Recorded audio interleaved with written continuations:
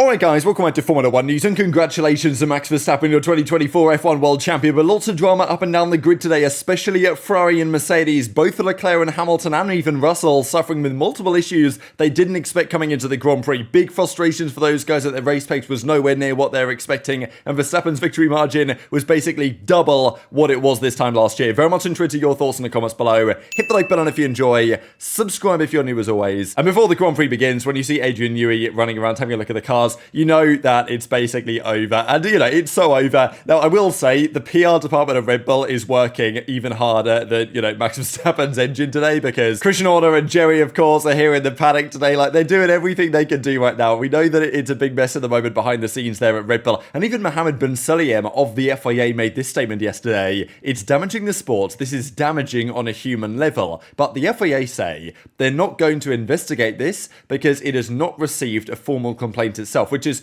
quite the thing to say when it wasn't that long ago that you guys probably remember the FIA investigated potential conflict of interest between Susie and Toto Wolff, where again, all the teams came out and said they hadn't had a complaint on that. That was just the FIA deciding to do it off a rumour that went around from a journalist. So, and then apparently they're still getting sued over this whole matter. So, I don't know. It's interesting nonetheless, right, that under bin Sulayem's leadership, that was apparently a problem. This is apparently all fine, but it's clearly not fine. And, this story is frankly never going to end at this point. But going into the day, there was lots of talk from especially Mercedes, but also from Ferrari about their race pace delta to the Red Bulls. The feeling was that this year Ferrari, they're set up to deliver in the race. Mercedes, they're set up to deliver in the race. Hamilton even said this, that, he changed some things on his setup. And again, Hamilton just loves tweaking things on his setup. This is after qualifying. He said that, I went in a different direction to try and help the race pace. And to be fair, at the end of the race, Hamilton did have really strong pace, but it wasn't enough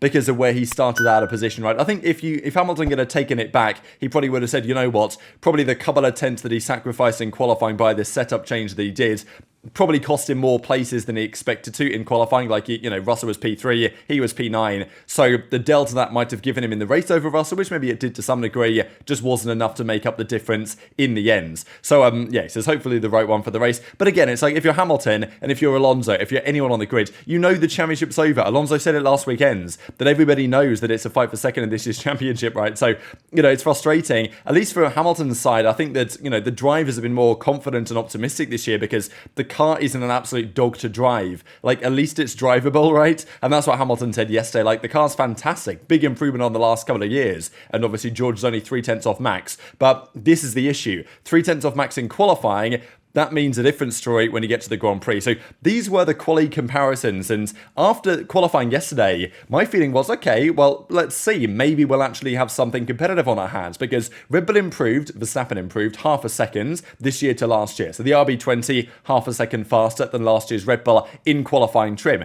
This is what I thought Jake Dennis was getting at when he said a while ago, you've got to gain a second to catch Red Bull this year, because Red Bull have moved half a second in front, and then they were already half a second in front, let's say. So, if you gain a second, you can get there. But to be fair, Ferrari, Mercedes, Aston, even Haas, fair play to them, they gained big time over last year's car.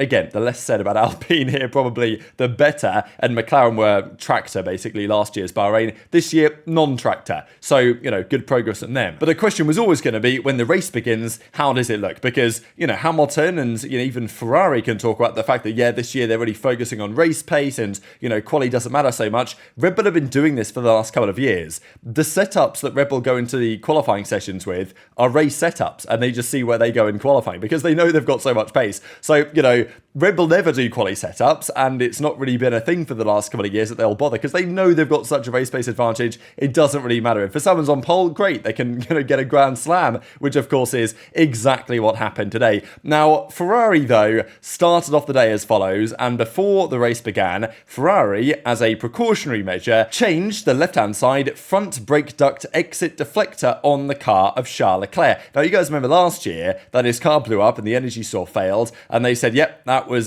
somebody made a mistake there in putting that in, and therefore it exploded. So I don't know what happened here at Ferrari. I'm sure they'll have to investigate, because it's another year where Qualifying is looking pretty damn good. Practice is looking pretty damn good as well. So was testing. It's kind of mind-blowing to me that these cars had lots of issues today. None of them retired again, and we can maybe discuss that in a second, the incredible reliability of these cars. But there were issues within the cars. They just didn't break down, I suppose, totally. And I feel good bad for this guy in the replies here who says, wow, I thought that might have been a penalty, but no, it's all okay because Ferrari have got it taken care of. But of course, yeah, well, it did penalise Leclerc's ability in the Grand Prix. So we get underway and Verstappen gets a really great launch leading into turn 1 and GG, right? I mean, yeah, fair play. See you later, Verstappen. And let's see what happens in the rest of the track. Russell nearly gets a job done here on Perez, or to be fair, Perez nearly gets the job done here on Russell because Russell had a rather poor start. It got really messy further back as it does into turn 1. Hulkenberg went in deep here, tagged up Stroll. Bottas then tagged him.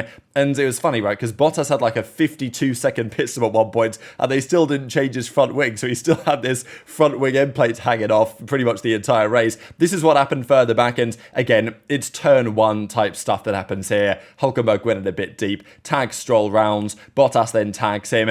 And it was a mess at the back of the field. But, you know, people got through relatively safely and there were no big crashes. And to be fair to Stroll, he ended up actually putting together a pretty impressive race as time ended up progressing. This, though, was the first. I mean, it was a great move, right? Russell round the outside of Leclerc. I'd also say they've decided this year to make it so that DRS opens 1 lap after the start of the Grand Prix, which was probably done so that Verstappen wouldn't just drive off into the distance. But he was basically a second ahead after lap 1. Leclerc was only within a second because the slipstream down the main straight going into the run to turn 4, and that was it. Leclerc got 1 bit of DRS from Max, and that was it, right? So, you know, the nice attempts there from the FIA to try and stop Max just driving away haven't made any difference at all. So Russell then, great move to be fair, round the outside of Leclerc, but immediately it was quite obvious that Leclerc was not happy with that car.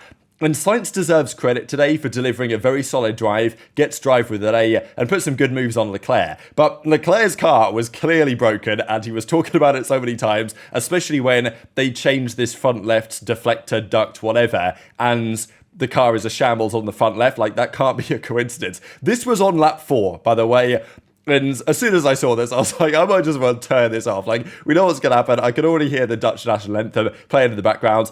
And to be fair, at this point, time management comes in. But it's the same thing for Verstappen as well. Like, Verstappen went, 18 laps on those soft tyres that were dying off others within like 10 to 12 laps. Like, it was just ridiculous. And Verstappen was gaining basically a second a lap at this point in the Grand Prix. And I genuinely think that if Verstappen had really pushed this Grand Prix, he was probably 8/10 clear of any non-Red Bull car in race trim, maybe more than that, and probably the numbers aren't too dissimilar to that, to be fair. The numbers will look more favourable for other teams because the winning margin wasn't absolutely absurd. It was actually a less winning margin over Sainz than it was over Alonso in P3 last year. But there's so much more pace in that Red Bull, man. And you see it when Verstappen wants to deploy it, right? So it was a pretty, interesting start. Nothing really happened, to be fair. There was this big battle, though. Russell was trying to get away, but Leclerc was keeping him relatively honest. And immediately it's like, oh, well, here we go. It's time to start tyre management. Like, I really just hate this era of cars, man. That just, the tyres, you have to manage them from the couple of laps into the Grand Prix. You get maybe 2 laps of racing before they're just sitting there driving around managing the tyres. Like, it's just so bad to watch at times. And Verstappen was basically a second a lap faster than anybody on track. So, congratulations, Verstappen. And it's like, some things have changed. Like, in some ways, many things have changed from last season, but everything just stays the same, does it not? But poor Charles Leclerc was suffering with problems because Ferrari and Leclerc's been talking about, okay, sure, look, Verstappen's going to be up the road, but we're only going to be a couple of tenths off. Like, we should be competitive here. Mercedes saying, yeah, we should be competitive here. McLaren saying, well, it's not our best track, but we'll give it a good go. But Ferrari Leclerc was struggling big time. It was really just locking up again and again and again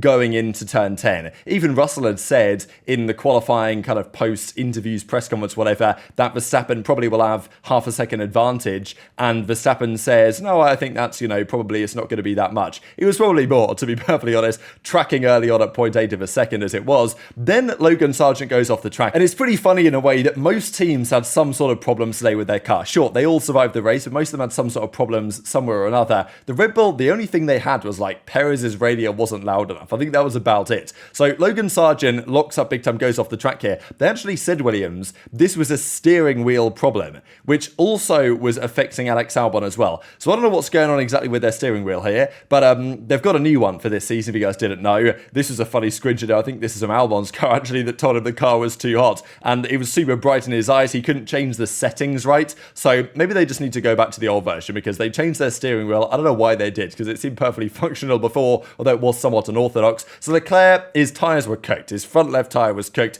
and to be fair to Sainz, puts a great move on him. And Sainz, by the way, was pretty feisty here, right? We know that it gets pretty feisty between these two. I don't think it's the last of it this season by any means. But, you know, Sainz got the move done into turn one and really squeezed Leclerc off the track, right? He was very much making a statement that you fired the wrong guy, effectively. But I don't think they did. I do just think that Leclerc had a broken car today and arguably worked some miracles getting it to where they eventually got it. So Charles is like, look, something was wrong with those set of softs. Like, the fronts were looking like crazy. Must be the tyres. He comes out on the hard tyres and the same thing starts to happen again. And while this is all going on, you know, GP's on the radio to Max saying, how's it going, Max? Like, you having a good Sunday drive? Yep, very happy, all good. Like, do you want more pace? And they're like, no, actually, we're okay, Max. You can keep the current level that you're operating at. And then Perez puts a nice move here on George Russell. And I will say, like, Perez, I don't think he's necessarily more comfortable in this year's Red Bull than last year's, but the car might just be so good that it doesn't matter. Like, I talked about it after testing that there were rumours that this year's Red Bull is even more dominant than last year's Red Bull. And based on the evidence of the first Grand Prix in race trim, honestly, I wouldn't be surprised if it is. Like, even in the hands of Perez, who was struggling all over the place last year, at the end of last year, with a pretty snappy, difficult to control Red Bull, this car is the same in many ways, but it's just got so much downforce and it's so consistent that Perez is pulling off absolute world-class moves, even though he was crashing into everyone last season. I need more time to really assess it, whether Perez is, like, back or whether it's just the car, but my inkling is it's probably just the car, to be honest. But I guess we'll see. This is how it looked, by the way, after 15 laps of the race. Verstappen was 26 seconds clear. Now, sure, some people had stopped, to be fair. But yeah, this is how the kind of field looked at this point. Alonso, by the way, man, the Aston Martin is underwhelming, and I thought it would be better than it was. I actually thought they might be better than the McLaren here, but that wasn't the case at all. Alonso was just having a rough day, right? Got overtaken by Hamilton a couple of times, was just fighting for his life, frankly, to get any points. And Leclerc was getting increasingly animated on the radio, and understandably so. What was happening here is that his front left tyre had way more temperature in it than the right front tyre. So it was causing the tyre to lock all over the place. Just the grip was all over the shop, and apparently the imbalance was 100 degrees, which I don't know how that's even possible, and maybe it's 100 degrees Fahrenheit, but I don't know, because usually when your tyres are operating well, you know, 95, 100 degree tyre temps. So you're telling me that one of the tyres was like 100 degrees, one of them was 200 degrees? Like that, it had bursted, right? There's no way it's surviving. So I don't really know how that's possible. And Leclerc again was following up, like, my car is fully going to the right when I'm braking. We are checking. I think it was like lap 18. They dropped the first "we are checking" of the season. Like this, I cannot fight, he goes on to say. And again, another lockup. Puts the hard tyres on, another lockup. Like, the car was definitely not, because it's like Leclerc is not a bad driver, and he's been handling this corner, turn 10, absolutely fine for the whole of testing, the whole of practice, the whole of qualifying, but all of a sudden he gets to the Grand Prix and this guy can't make turn 10 to save his life. Like, I don't know what Ferrari have done. Like, how is this possible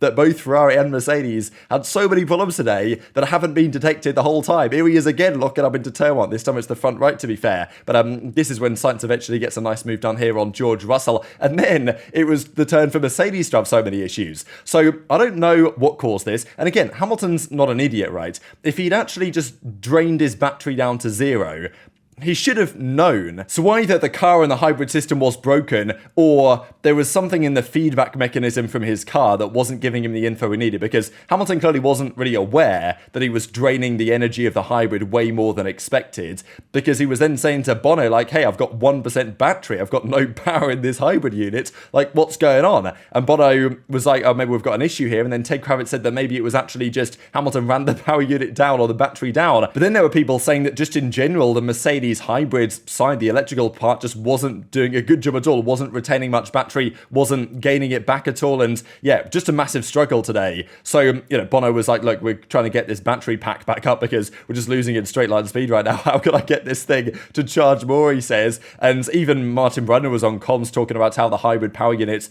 possibly the biggest mistake F1 ever made, which I'm honestly, any hatred towards hybrid power units, I'm there for, you know what I mean? Like, I'm very much for the return of actual proper combustion engines, but unfortunately for those of us that want that, we have another several years of hybrid units, even more severe hybrid units, let's say, from 2026 and beyond. But then, the other Mercedes, George Russell, his power unit was overheating, and maybe this is something that you don't get when you're running in practice. Like, you just drive around the whole time and your engine seems fine, but you're running in traffic, behind other cars, the engine, gets a bit hotter, and Russell had to do loads of lift and coast, as did Hamilton. So it's like, I don't understand the discrepancy here. They've had so much testing and time at this very circuit. They get to the Grand Prix, and both Mercedes and Ferrari struggling big time, right? Eventually, Russell just has nothing to fight with. He has just, he has to cool off the engine the whole time, has to lift and coast so much at the end of the straights that Sainz just effectively breezed by him, and that was the end of the Grand Prix. Verstappen, by the way, at this point, was basically a second quicker than anybody else on track. So, I mean, it was just absolutely absurd. And then to add insult to injury here to Hamilton, his seat was broken. I don't know what happened to his seat precisely, but there was an issue with his seat. And again, it was like, can he get any worse, right? Leclerc, again, was into the radio. The car's all over the place. Yes, Charles, we can see it. You're doing a good job managing the issue. And then he just, went off on these guys and said, I think we can forget about driver. The car is pulling everywhere. I don't know what it's going to do when I brake. So it almost seemed like a bit of a miracle that Leclerc actually managed to pull off a P4 result here, because that was better, I think, than many people expected. So Hamilton was in an interesting spot. One of the great battles, actually, which we never saw the overtake, really. We saw a little bit, but was Piastri-Hamilton. It was quite clear there was going to be a nice battle there. And Hamilton got within a point to actually do an undercut, had a great outlap, and then got Piastri on the outlap, but it was mainly just because McLaren messed up their stop on the front left a little bit, and then Piastri was an absolute sitting duck coming into turn one with no tyre temperature at all. Reminiscent actually of when Hamilton came out of the pits and got overtaken by Zhou at this Grand Prix, I think back in 2022, when he kind of slid off the track. Basically what happened to Piastri today. Poor Bottas as well, by the way, a 52 odd second stop here. I don't know what state we're doing, but Hamilton gets that move done coming out of the pits. But to be honest, the only entertaining piece towards the end of the Grand Prix was, well, Leclerc got Russell, Norris looked like he might get Russell, Hamilton looked like he might get Norris, and he was closing it down there, to be fair, and Hamilton only finished like 4 or so seconds actually behind Russell, so probably his gamble on race pace versus quali pace was valid, but he just lost too many positions in the qualifying session, of course, yesterday. The big battle, though, apart from Toto Wolff looking increasingly depressed at the prospect of this season, was what was happening over the other side of Red Bull at RB, the kind of Toro Rosso team or whatever, because Yuki Tsunoda was actually in a decent battle with Lance Stroll at some points. But I think they just messed with his strategy, as they always do. And they told Yuki basically, get out of the way, Ricciardo is faster. But Yuki was right on Magnussen's tail and was, seemingly going to be able to overtake him. Yuki then tried again. It didn't work. So he said, okay, well, I guess I'll have to yield to my teammates here. But then Verstappen was coming through, had to lap both of them. So they then lost more time. And then Ricciardo couldn't overtake Magnussen anyway. And therefore Tsunoda comes on the radio to say, yep, he's not fast at all, this guy. Like, thanks guys, you basically ruined my race. So, basically everyone was battling with either their team or pullers with a car or something like that. Every car survived the race, though, again. I mean, remarkable reliability from these machines nowadays, and that makes it just so inevitable when this man leads out of turn one. Even this was spotted after the Grand Prix, when, to take his frustration out, Yuki just dive-bombed Ricciardo on the in-lap, so I don't think Red Bull will be especially happy seeing this, right? We know that Yuki, his maturity and these other things have been called into question at times, and yeah, it's another example of why Red Bull probably don't see Tsunoda as a long-term partner to Max, because imagine those two in the same car. Yeah, it could be fireworks if Yuki had the pace. This was also the first opening race in Formula 1 history where every single car finished the Grand Prix. That's never happened before, and it happened today.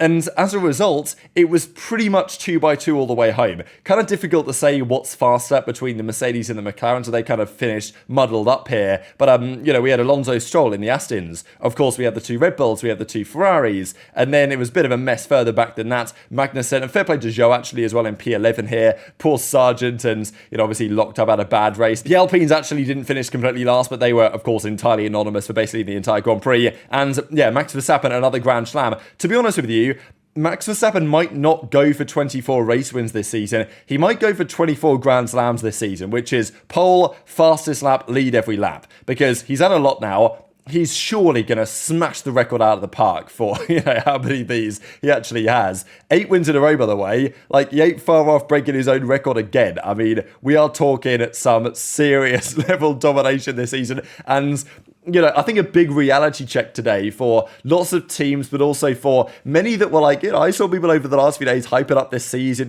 suggesting that, well, the other teams are going to be closer. And I never really felt like that was going to be the case. I thought that today would be a key testing point, right? Because if qualifying yesterday was pretty competitive, if we saw a similar story in the race today, then maybe there was something. But all the talk was behind the scenes, really, especially during testing, that the other teams know they have no chance. And we just saw evidence of that again today. So it's like, honestly, the only thing that's going to really keep me invested this season is the storylines off the track. The Horner stuff, all the whole Hamilton, Mercedes, Leclerc, Ferrari, anything that happens between those two teams is going to be very interesting in terms of what happens next season. The driver market as well. But apart from that, it is going to be Dutch national anthem every week. And even Mercedes themselves, they were 50 seconds off P1 last year. This year, they finished 46 seconds off P1. So that's the improvements they've got year on year. So a few reactions here. Of course, Leclerc after the Grand Prix was not a happy man and said that basically the issue started lap 1. It got worse every single lap. So he had issues the whole time.